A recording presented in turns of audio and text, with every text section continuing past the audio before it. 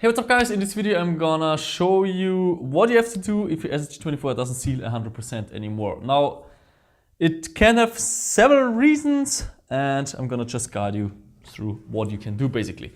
So on this SSG24 I did some stuff to make it not seal 100%. In order to test the seal though, always remove the seal cap, the end cap I mean. I know there's also an O-ring inside, but to make 100% sure that the test is actually showing the right result, close the tip of your inner barrel directly with your finger with the end cap removed. I don't know if you could hear it, but you could hear some air escaping in this area if I now remove my finger. I did hear the impact of the piston, but before a lot of air escaped due to the high pressure. And you know, when there was less pressure, it could hold it, but obviously you want it to hold the entire pressure. First thing I want to do is turn up the hop-up. Here the hop-up is all the way down.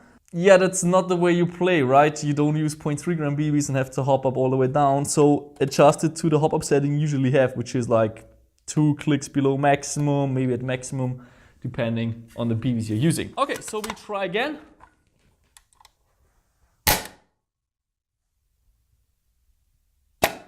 There we go, already seals 100%. But to show you what else you can do in case this doesn't work, we're gonna put the hop-up back to 0. So now it should be again not sealing. Yeah, exactly, right there, the air is escaping. Now, what we want to do is influence the alignment of the receiver, the cylinder and the other barrel by tightening down those screws. Now, in most cases, if you just tighten down all the screws, you know, with quite a bit of momentum, it's very likely that it's not going to seal. So what you want to do is, you know, you screw the bipod stud not as hard as this one. You just tighten it down gently. You know, tighten it down gently, just a little bit, then try again.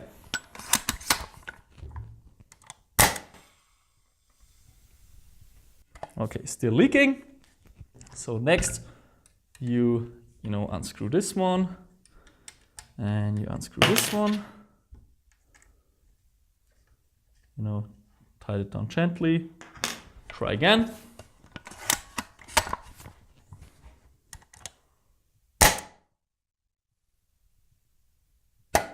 And as you can see, it already seals. But obviously, you don't want to have your upper receiver wobbling around in your stock. So again, you tighten it down a little bit, you know, just gently, here a little bit, here also a little bit, to make sure that it doesn't get loose during the game. You try again.